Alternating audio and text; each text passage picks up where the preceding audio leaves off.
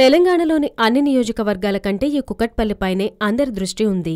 ఈ కుకట్పల్లిలోని సినీ గ్లామర్ కూడా తోడవడం, నందమూరి వారసురాలిగా సుహాసిని నిలబడడమే ఇందుకు కారణమని ప్రత్యేకంగా చెప్పాల్సిన పనిలేదు.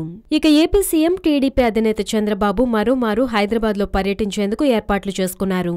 ఇప్పటికే 2 రోజుల పాటు తెలంగాణ ఎన్నికల ప్రచారంలో పాల్గొన్న బాబు మరో 5 రోజుల పాటు ప్రచారం చేసేందుకు ప్రణాళిక సిద్ధం చేసుకున్నారు. అయితే ఇప్పుడు మరో వార్త కుకట్పల్లిలో సంచలనంగా మారింది.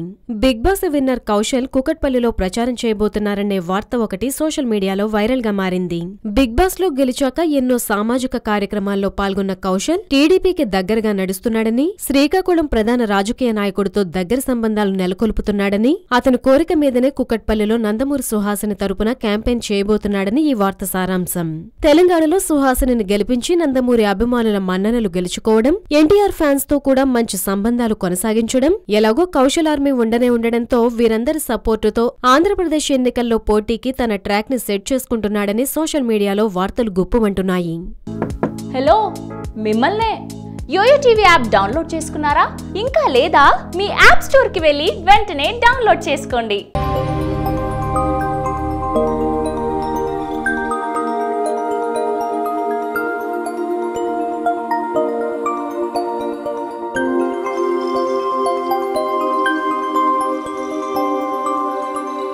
ఈ వీడియో గనుక మీకు నచ్చినట్లయితే లైక్ చేయండి, షేర్ చేయండి అండ్ సబ్స్క్రైబ్ చేయండి.